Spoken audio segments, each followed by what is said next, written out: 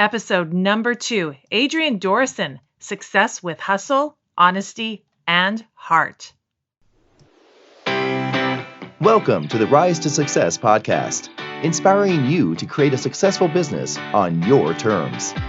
Join money coach Meredith Bissiker and her expert guests every Monday and Thursday to get the tools you need to help you create your ideal business and life.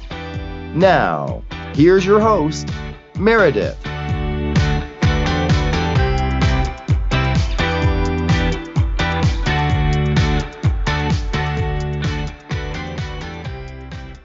Welcome to this episode featuring business strategist and podcast host, Adrienne Dorison. I love this woman. I've known her for almost 2 years now, and I've been following her rise to success in business during those years. I admire her tenacity and her unwavering integrity, and I know she'll inspire you to find success on your own terms. In her words, you don't have to go with the flow. You get to decide where you want to go in business and in life. Adrienne's been my mentor, and what I've learned from her is how to make sure that I'm doing the things in my business that I should be doing, and that I'm not filling my time in by just being busy and avoiding the challenging tasks that actually connect me to people and help me earn money and grow my business. In other words, we talk about hustle. And don't worry, if this word hustle turns you off and makes you want to run the other way, tune into this episode anyway, because the last thing Adrienne wants for you is to feel overwhelmed and overworked. We also talk about selling without feeling gross, and it has everything to do with connecting with human beings and putting their results first, even when it might mean that she's not the one who can help them. And because Adrienne doesn't have any secrets, she shares her personal story of overcoming her traumatic childhood, living with an abusive alcoholic mother. And she gives us her definition of success that has almost nothing to do with money and everything with being true to herself. You can connect with Adrienne at www.adriennedorison.com, and I highly recommend listening to her podcast, The School of Self-Mastery, which you can link to through her website. One of the reasons I've connected so well with Adrienne is because she and I have similar values when it comes to money. And she coached me as I developed my money empowerment course for entrepreneurs, Stop Giving It Away, Get Paid.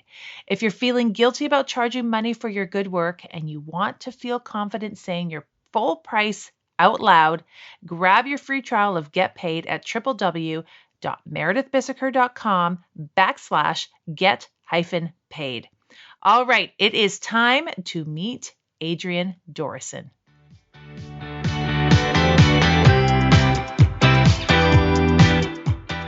Adrienne Dorison, welcome to the Rise to Success podcast. I am so excited to be here. Thank you for having me, Meredith. You're very welcome. I am stoked to have you here. As listeners heard in the intro, they know that you've had an incredible rise to success in your business in about just over a year and a half. And I am looking forward to you sharing some of your, you don't have secrets around this. You like to get this information out there. So I'm looking forward to you probably lighting some fires under listeners' tushies and getting them moving. I love it. I love it. And it's so funny because like when you say, you know, the rise to success over the past year and a half in my business, like that's just like one little piece, right, of our lives. So it's just interesting because I'm like, oh yeah, like that's cool. But there's so many other things too that I'm sure other people are thinking about in their own lives. Like the rise to success, like there's so many different times that we have to do that, right? Like throughout our lives. And finding it on our own terms. Yeah. That's the hardest part. So tell the audience more about who you are in business and outside of business. So I am a business strategist. I also run my own podcast, which is super fun. I love talking to people, and that's why I love being on other people's podcasts too, like this, so we can talk and just, you know, it's kind of my jam. Mm-hmm. So I work with entrepreneurs and small businesses to help them get better results in less time, which is actually part of my corporate background. I was in corporate for a few years and was doing Lean Six Sigma consulting, where basically I help remove waste from systems. And I'm not talking about like garbage, although I am kind of talking about garbage. Like, what are the things inside your business or inside the system, the process, that aren't actually contributing to the results that you keep doing anyways? And I come in and help people kind of remove those things. And that is exactly what I was trained on in corporate, and to do that for like multi-million-dollar projects. But I think it's even more important for entrepreneurs because we don't have as many resources as these large corporations potentially. So that's kind of what I do with my business. And then in my personal life, as we're recording this, I'm less than a month away from getting married. Yay. So that's super cool. I'm so excited. So all of that, is happening, and I'm a pretty chill person. So the wedding is the wedding planning is not crazy right now. It's just, we're looking forward to the best party of our lives. And I have 2 dogs, one that is very visible in my business because he's like in all my photos, and the other one who doesn't get as much airtime, but she's cool too. And, I'm really close with my brother. My sister-in-law is about to have a baby. So like, lots of really cool things happening in our personal lives. And I'm a CrossFitter and a distance triathlete. So I come from a very competitive athletic background, and I bring that to my business as well. And I like to watch Netflix series in the evenings. So that's kind of like the gist. Excellent. What's your next Netflix series? Okay, last night we started watching a show called Broadchurch. Yes. I don't know if you've seen it. Yes. Okay, my brother was like, you have to watch Broadchurch and then you have to watch The Killing, because I feel like we've like watched all these shows, but then when I talked to my brother, or what I did the other day in my Facebook community is I asked him, I'm like, okay, we finished all the shows. I just watched Stranger Things, which is so good if you haven't watched it. But then I'm like, now what? And then all these people started like commenting with like a million different shows that I haven't seen yet. I'm like, okay, we got a lot of work to do here. so we started with Broadchurch. I like to watch like one show in the evening with my fiance, just to kind of like wind down. Honestly, last week it was like 9:00. And he was like, we're not going to have time to watch a show. And I like kind of freaked out a little bit. I was like, I'm going to have like anxiety because I hate going from like, working right to bed. It makes me feel not successful. Yeah. Watching a Netflix show makes me feel calm and successful at the end of a day, which is so random. But I noticed that last week. I was like, I'm having high anxiety that I can't watch a show right now. Well, I love that you bring this up because there's so many formulas out there, lessons or teachings that people have out there. Don't do this. TV is a waste of time. When you own your own business, you should always be focused on your business, etc., etc. I love that you, who is so successful, and I know it's not just an impression you give. I know you're so focused in your business. You watch TV, and yeah, I do. I love it's TV. Okay. I used to hate TV. We don't even have cable, and I used to like kind of fall into that trap of like, successful people don't watch TV. You should be working all the time. And I was like, oh, I'm like not successful if I watch TV. I should give this up, right? But then I was like, well, there's actually a lot of like art and creativity and storyline in these series. Like I really do like these series that have a storyline to them. But it helps me like wind down and take time away from work, because I actually heard something from a friend the other day. Her name is Melissa Ramos, and she runs a company called Sexy Food Therapy. And she heard it from Deepak Chopra. Mm-hmm. And he said, so this is like a 2 degrees of separation, but I wanted to give both people credit here because I did not come up with this, but it said that there is no on without the off, right? Yeah. Like, so you can't be on and focused if there is no off switch, right? So learning like what you need to do to have that off switch. And I think a lot of people do it in different ways, but for me, like that, I don't binge for like hours and hours during my day on Netflix, although if I wanted to, I could, but I like to, be super productive when I'm in that business mode. And then when I'm not in business mode, like put the phone down, put the computer away and watch your 1 hour of Stranger Things or whatever, Broadchurch, you know? This is something that I've learned from you is how am I integrating my business into my life? How am I giving myself space to take care of myself so that when I'm focusing on my business, I'm bringing the best of myself to it? Yeah.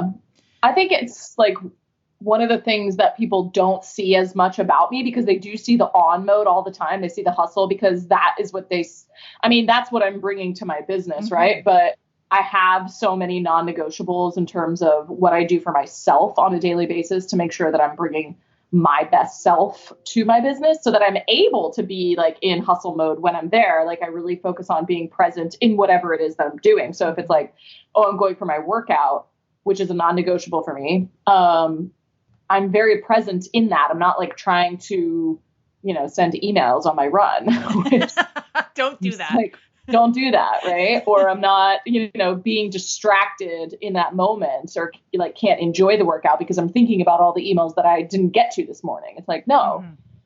Same thing with like conversation. And I'm not perfect at this, but it's something I've been constantly working at, right? So that when I'm with my fiance at dinner, I'm present at dinner. I'm not on my phone checking emails or, and I've been guilty of that, which is why I'm so adamant about trying to do better at being present in whatever I'm, trying to focus on at that moment. And you would be so much more successful, I think, if you do that. For sure. So Adrienne, you talked about hustle. You mentioned hustle. I think you have a really unique definition of hustle. Can you expand on that a little bit more? Yeah. So I think that hustle gets a negative connotation sometimes because there's a lot of people out there who don't want to be in like hustle mode. They don't want to be working 24/7. But to me, hustling is not working 24/7. Actually, it's working really with a lot of focus and intention and action with precision, as I like to call it, and not being afraid to do the work that you need to do to get the results that you want to get and being willing to do whatever it takes to get those results. And it shouldn't require you to work 24/7. Like I said, I watch Netflix and, and I work out and I, play with my dogs. Like I have this really full life, but when I am working, I'm in hustle mode, right? Like I want to make sure I'm working on the right things and I'm taking really intentional action and I'm not afraid of doing hard work. And I think there are a lot of people out there who associate hustle negatively with like just grinding. And it's not about like grinding. Like hustle should be easy. You should be in the flow when you're hustling because you're working on things that are in your zone of genius and you're really just working on things with very much precision that these are the most important things to get you where you want to go, not just busyness, right? So there's a big difference between hustle and just being busy 24/7 to fill your day with work. I'm not a fan of work just for the sake of work. I want you to hustle on the right things, doing the unrequired work to get you where you need to go, going above and beyond, not being afraid of hard work, but knowing that sometimes you got to hustle and sometimes you do have to put in effort. Effort is not a negative thing. Effort feels really good, but effort only feels really good when you're also making progress. And so I think that a lot of people don't like the term hustle, but I do. I think it fires me up. Like I'm fired up when I'm hustling. And I also know that if I'm feeling a lot of resistance or hitting a wall, then maybe that's when I'm not hustling. I'm just pushing against the wrong things, right? And so you really have to kind of tap into what you should be working on and what you just shouldn't. Yeah. and that's not like the definition of hustle is like working on the wrong things or just working for the sake of working. It's not, that's silly. So what are people doing so they recognize when they are working for the sake of working? Like you mentioned hitting up against a wall, but are they just trying to do what everybody else is doing? Are they doing what they think they should be doing? What? I think that a lot of people also value being busy. So they value, like they feel important when they look busy, right? So like when we fill our time, we're like, oh, look how busy I am, right? And it makes us feel important when in actuality, you could probably be much more productive with the hours that you have. And I encourage people to be like, if you are, working for 18 hours a day on your business and you're still not getting results, you're probably working on the wrong things, because there's no reason you should be working 18 hours a day and not getting results that are commensurate to that amount of work. So people just kind of pride themselves in busyness. I think that's our culture. And you're spinning your wheels kind of looking for ways to fill your time versus maybe doing the things you do need to, quote unquote, hustle on, because those things that you're hustling on might be uncomfortable. They might not be the things that you necessarily want to do because they're the things that actually get you results. But, playing on Facebook isn't necessarily going to get you the results that you want. But reaching out to 5, follow-ups to ask for the sale, that might be what you need to do, hustle mode, to get the results that you really want. But that might not be what you want to do. And so you tend to avoid it. You feel, you're avoiding that the entire day. So you're working on all the other things that are on your list, and you're not actually getting any results. So I think it's really important to acknowledge, like, am I not doing the things that I want to, or the things that I need to do in my business because it's out of my zone of genius? There's a big difference between like things being out of your zone and the things that you need to do to get the results that you want. Like, I don't care if it's out of your zone. If you're in business, you need to ask people to buy your thing, right? Like, yes. So you do have to hustle on that, and you do need to stretch yourself, and you do need to get uncomfortable. And so if you're not doing those things, but you still feel really busy and you're not getting results, that's probably why you're not doing the uncomfortable things that I would say you need to do when you're in hustle mode. You're just doing things to fill your time to look busy because busy is a sign of importance for some reason. Mm-hmm. Oh, you've touched on so many juicy topics there.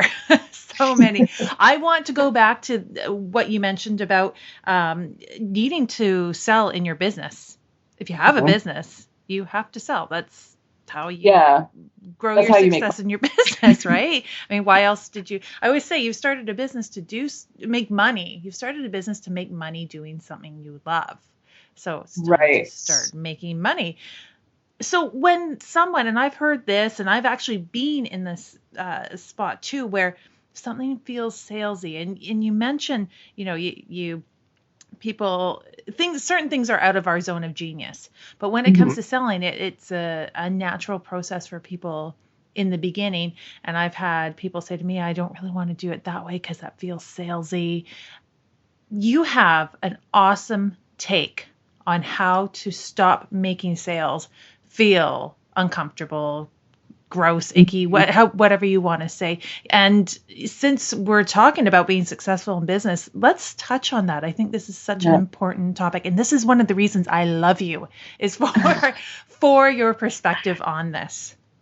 Yeah, so I think a lot of people feel the negativeness of selling or the grossness of selling because maybe they've been sold to in a way that they didn't like, or they bought something after being sold to in a way that they didn't like, or there's just some history with selling that feels gross to them, whether it's like just the typical car salesman thing. But if you are in business, if you are an entrepreneur, you have to get comfortable with the fact that you are a salesperson, right? Like you're selling an idea, or you're selling an actual product, or you're selling a service. And if you don't want to do that, you should just go work for someone else doing the thing that you want to do. But if your mission and your calling of service that you have on yourself and on your life is important to you, then I think it's important that you develop this skill set of selling, right? Because it is a skill set. It's not something that we are born with. So you don't have to worry like, oh, I'm just not good at, so when we talk about the zone of genius, people will be like, well, that's not my zone of genius, so I'm going to outsource that to someone else. And I'm like, no. Like, if you are the CEO, the advocate of this thing that you do, right? Like this business that you are so passionate about, being an advocate of it is selling it, right? Like you have to sell it. So the things that make it gross are the pushiness when that comes. It's because either you don't believe in what you do. Yep. you don't believe in the people that you're selling this thing to. So you're like, really, maybe you're talking to someone who's going to buy your product and you're not sure that they're the right person to actually utilize it to get the results that they want.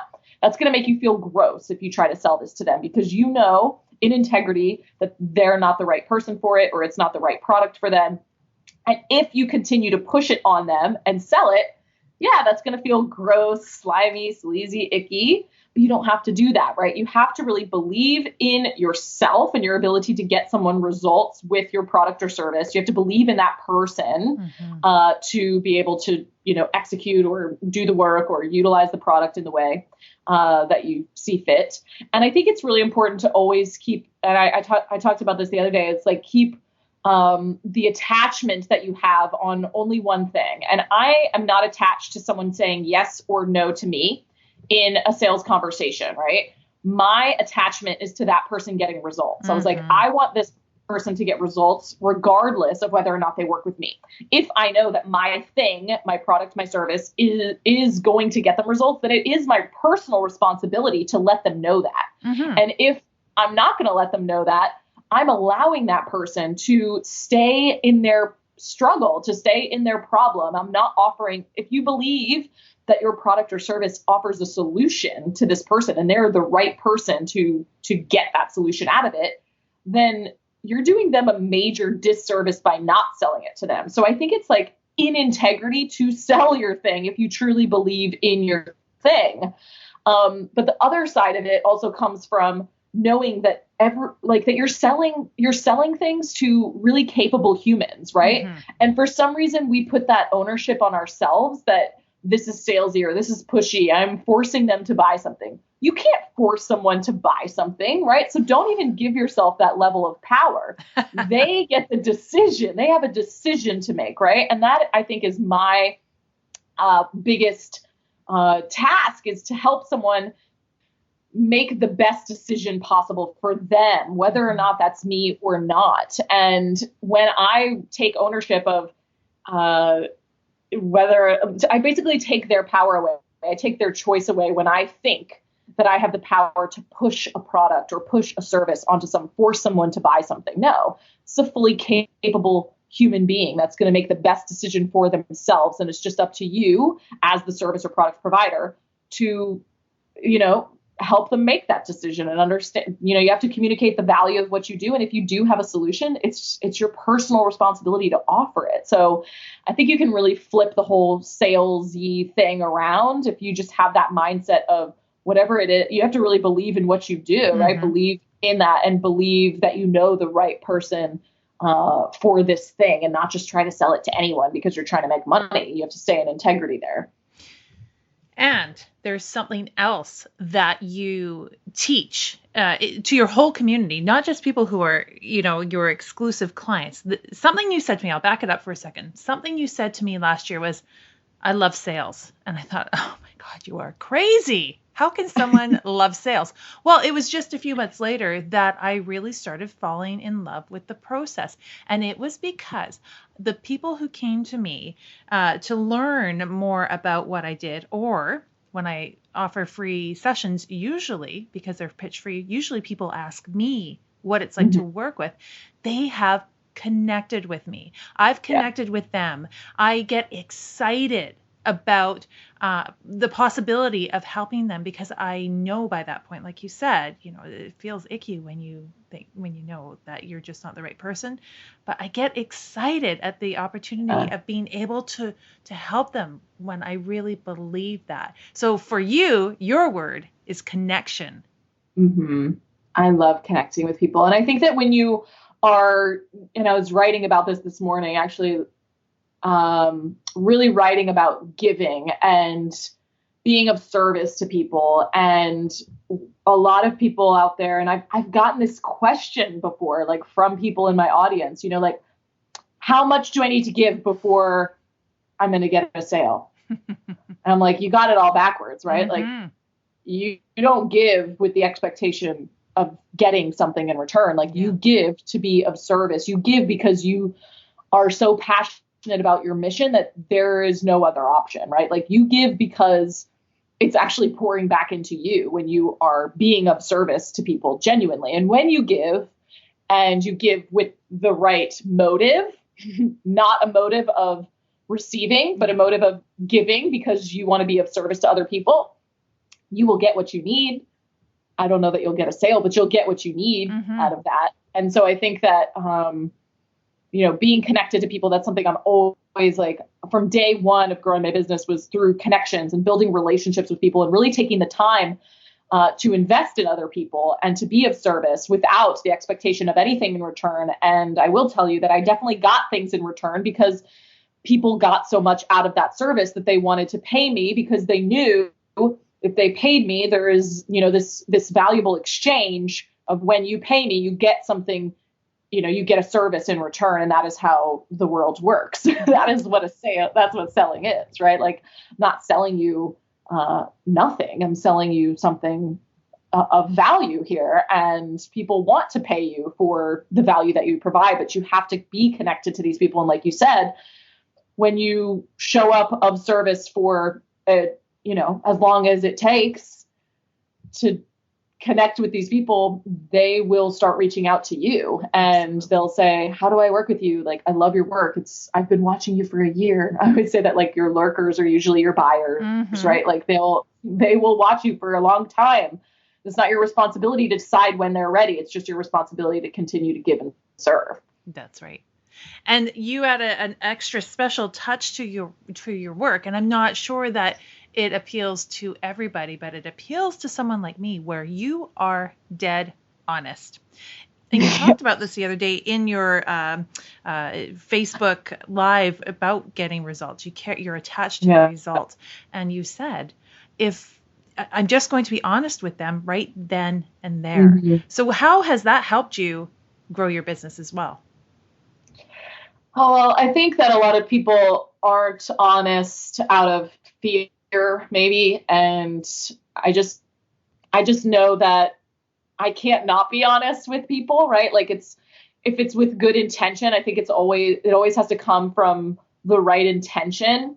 But I'm so detached from my results, right? Like my results with someone, like if someone says yes or no to me, like even just using the example of a sales conversation, if I'm on the phone with someone who's trying to make a decision for themselves about what's going to be the best thing for them in terms of getting results, I'm attached to their results. I'm not attached to mine. So if they say yes or no to me, I don't care. I care more about this other person getting the results that they want. So I have to speak to them with full honesty. And that's always, sometimes that's hard for people to hear. They don't want to hear the right feedback because they just want to be uplifted and told, oh, you're doing all the right things. Like, it looks great. Your website looks awesome.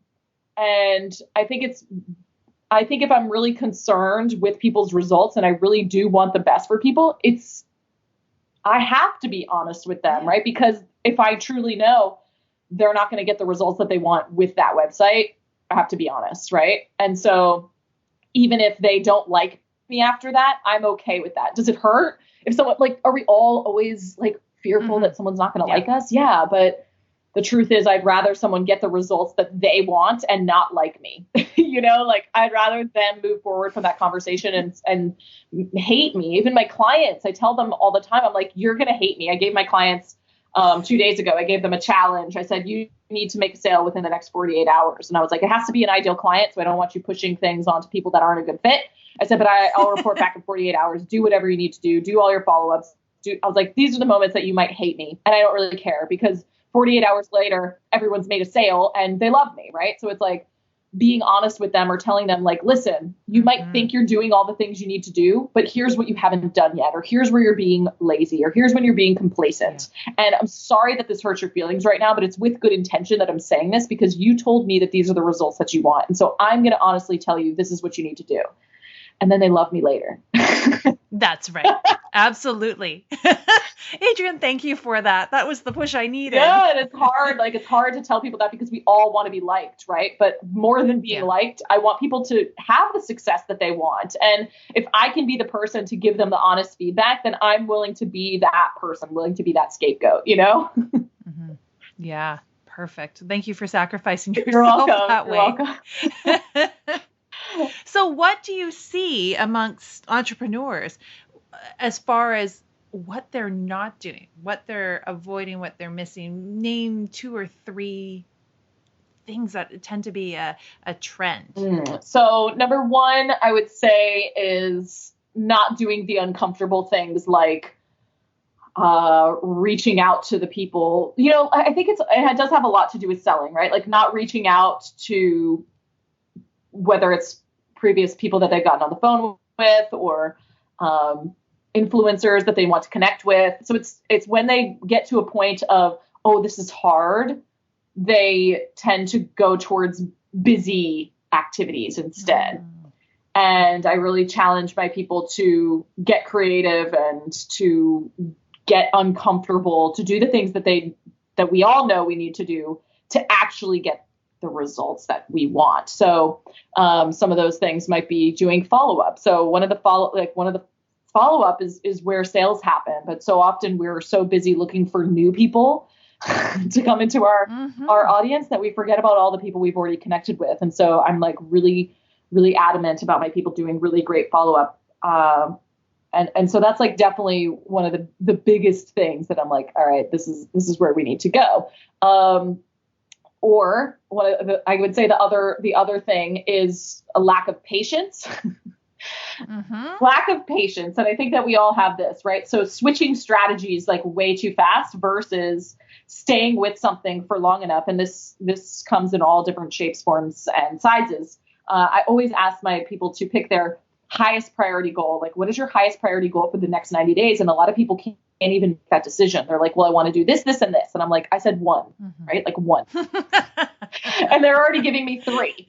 And so if you're already giving me 3, when I ask the question, I know that you're going to get distracted by week 2 on all 4 other things that you just told me. So it's staying focused for long enough to get the feedback and get the results that you really want, because you can't tweak something if you don't stick with it long enough to even get any data out of it, right? And this is all like super nerdy talk, but it's true, right? Like I've got my hand up here, Adrienne, and you know this, I'm guilty of this, and I caught myself, doing it again. I listened to your podcast interview, your second one with Denise Duffield Thomas, where she said people just keep trying to reinvent the wheel when they actually have something that works, they should stick with it. Yeah. But there's my patience around that isn't always everlasting. And maybe it's not patience. Maybe it's just looking for something fresh. And it's okay, I think, to look for fresh things because you want to like stay excited about your business, but you also do want to look for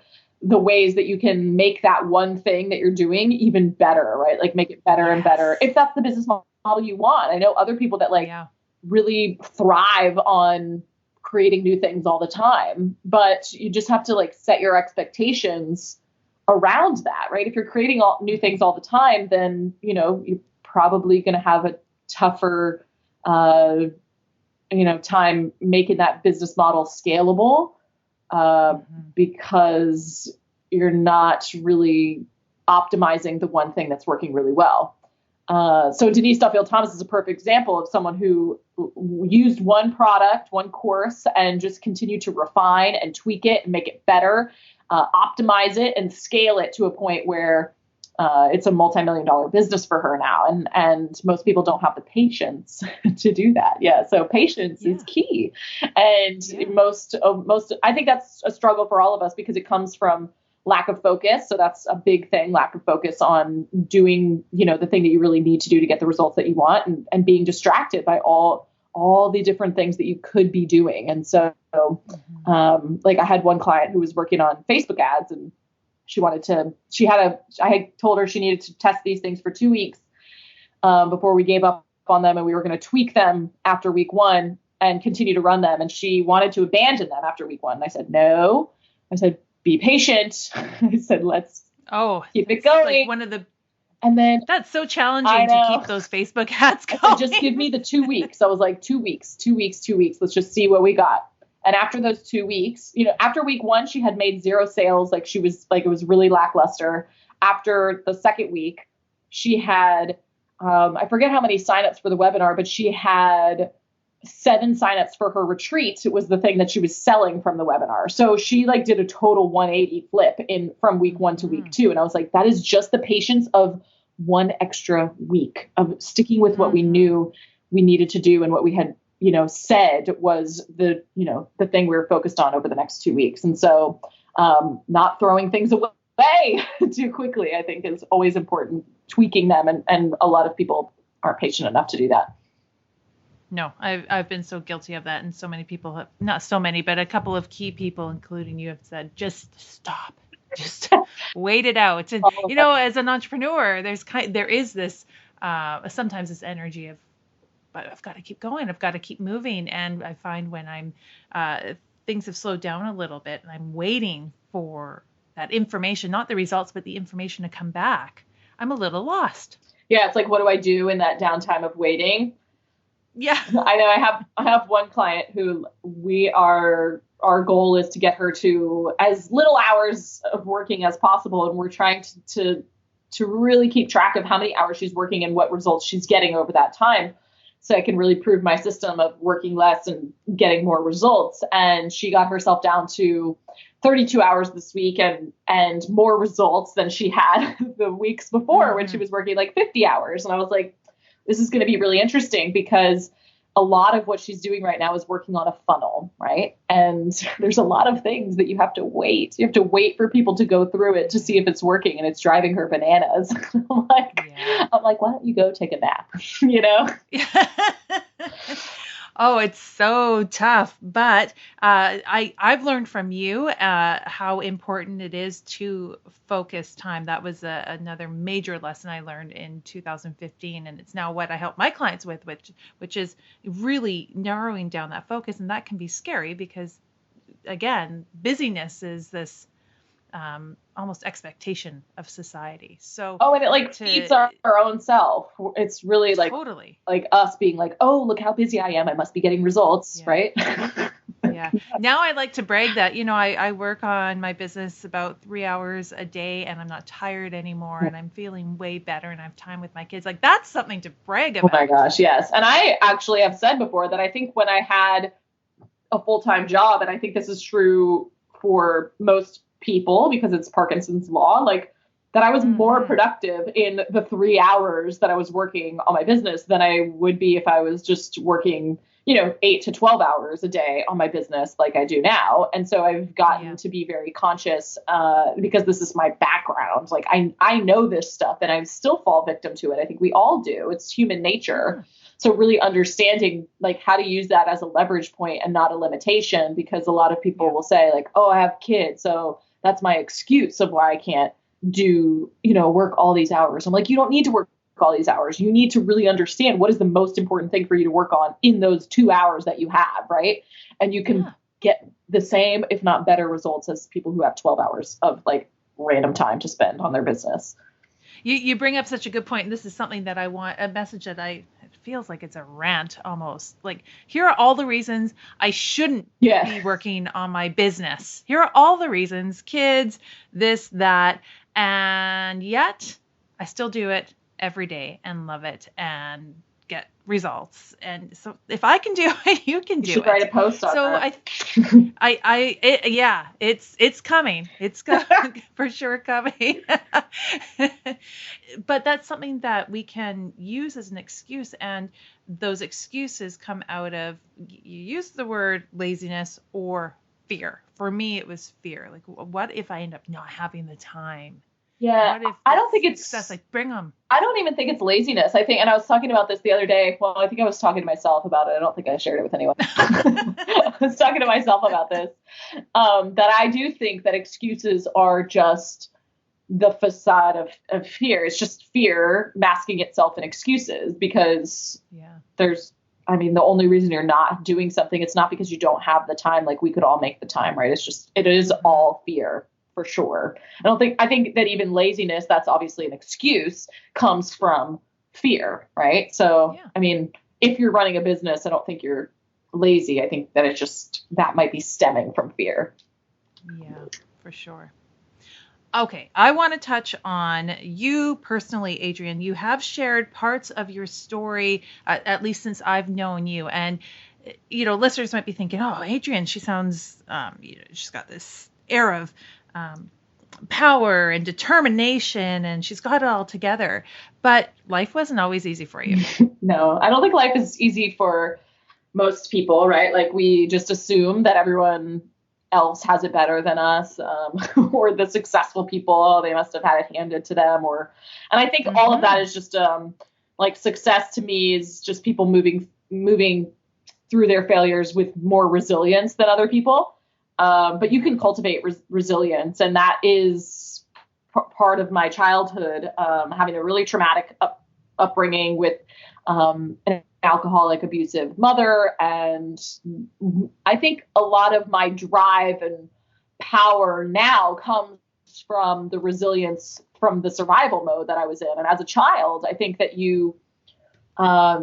there's no other option, right? Like you just move into survival mode. And so I grew up very quickly and knew that I think that, people go one way or the other, right? They either go like all the way to the opposite end of the spectrum and completely ruin their lives because they spiral and they have no resiliency. And they're like, well, this is what was handed to me. There's no way I'll succeed. Or they do the alternative. This is what I typically see happen one way or the other. And they're like the most determined, driven person because they're like, that will never be me, right? Like that will never happen to me. I will never be what I came from. And that is the direction that I went. I was like, I felt like I had to prove myself. And I think all these years, good, bad, and ugly, because also from this stemmed eating disorders, like over 10 years of eating disorders that I had. And always trying to be the best because I think I was trying to prove something to someone who wasn't even watching anymore. Like my mom, I moved in with my dad when I was about 12 and never saw her again. So I think I was subconsciously trying to prove myself or show someone, look how good I am, right? Like, look at me. I can be the best. Don't you love me? Right. Like, so it was like this abandonment thing that I had always been trying to prove, which I didn't even realize until I was an adult. I was like, no, I'm not trying to prove myself. And it was actually an ex-boyfriend said to me, he said, I'll never be good enough for you because you don't even feel like you're good enough for yourself. Right. Like you're like always trying to like be the best, do the best. Like it's never going to be enough. And I was like, oh. And at that point, like started going to therapy and I was like, is something wrong with me? Right. Cause I didn't even think twice about my mom up to that point. I was just like, it's just something that happened, whatever. It's no big deal. And then I started realizing like through the therapy and now through life coaching, that I've grown and developed much more in terms of, realizing where that strength and power and success came from. And I needed it. A lot of people would look at that and say like, oh, that's so negative that you were trying to prove yourself to her all these years. And I'm like, well, yeah, but it turns me into a really great person, right? It turns me into someone who is driven and does want to, be their best self. And I just need to do it for the right reasons. I think it's just like switching around, like always questioning myself, like, who are you doing this for? Is it for yourself? Is it for someone else? Are you trying to prove something? And I just had like a lot of realizations as I realized, wow, all this was from like abandonment, right? Like, let me be skinny enough. Let me do the best in my athletic endeavors. Like I was always an athlete. I always had to be the best. And if I wasn't the best, I was really upset with myself. And I had a really high bar, only my self expectations, but I still do. And I still think that there's a lot of that in me, but I embrace it and I love it. And the whole self-mastery thing for me is like really about how am I working to become the best version of myself, not only for myself, but for the world and for other people too. So not always easy, but always a learning process of like where we came from and why it's gotten us to where we are now. Yeah. Well, I'm thinking of someone, again, a listener who's listening to this interview, wanting to be inspired, but also really at rock bottom, wondering how the heck he or she is going to dig themselves out of this. So what, besides the self-realization, because that is the like step number one, Right. you have to be able to admit that this is going on. What's the next best step to pulling yourself out of this? I think that everyone is under the impression that life happens to them and not for them or because of themselves. And you need to flip that around. You need to understand that your life is in your control, right? Like your ability to respond, react, act, and do is all under your control. Like you are under your control. And so you have to choose, like you have to decide, you have to make a decision. Who do you want to be? Who do you want to become? And then just make the decision to take the step forward and start becoming that person today. And if you want to sit in the space that you're in currently, you can continue to do that, but don't kid yourself that someone else has made that choice for you. You are making that choice. And you get the choice to move forward in the direction that you desire, not in the direction that you think is default, right? Like, or just, going with the flow. Like, don't go with the flow.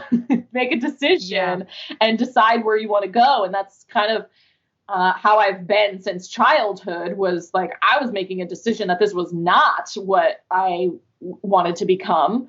And I knew that there were some simple steps that I needed to take. Like, I knew I needed to go to college. I knew I needed to be good at school because I didn't have much else. I was like, okay, I need to work hard. I need to, show up to my athletic practice, right? So like making those decisions is all about being in control. And a lot of people spiral because they feel out of control, but you have you can make the decision. Like you get to decide. No one else decides for you. And you really release your power when you think that that's true. When you think that, you're just on a ride, like you're not on a ride. Like you get to decide right now, where do you want to go? And then start taking action to get there. And it's so empowering to make those decisions, and scary as hell some of those decisions are. It's so much more empowering than sitting back and blaming everything else or everybody else for what's going on. And as a money coach, that's a huge challenge I have with some clients when everything else is happening to them. As you said. Yeah. You got to take personal responsibility for your life and where you are, and take personal responsibility for where you want to go. If you want to go somewhere in your life, you have to take personal responsibility to get there. No one's going to hand that to you, right? And no one else that you see in terms of being successful externally, or someone who got out of debt, or someone who has financial success or freedom, they didn't get there by not deciding, right? Like they decided, and they did the hard work sometimes to make it happen. They did make sacrifices, right? I'm not saying that there are no sacrifices along the way. There are, but if you really want something, just decide and then take personal responsibility to go get it. Yeah. It's even hard sometimes to feel deserving of what one wants. And I was speaking to Gina Vasquez about this the other day. She says, I just ask people what they want. And sometimes they can't even answer that. And I could relate to that myself. So even that step is, it's a big question. Yeah. Because we're not encouraged to even allow ourselves to think about what we want. It's this conditioning, until we become aware of it. And then once you become aware of it and start taking those steps, nobody's going to stop you. At least that's my experience. Yeah. That drive is there. We've talked about so much, Adrienne. Let's see if we can get the Cole's Notes version here. What is your definition of success? For me, it is a feeling, because I don't think there's like a there. And I think that's a very dangerous place to be, is like setting yourself up for, when I get there, I will be successful. To me, it's a feeling of doing my best to become the best version of myself on a daily basis. So if I can like end the day and know like, yeah, I really did my best today to be the best version of myself in all capacities of my life.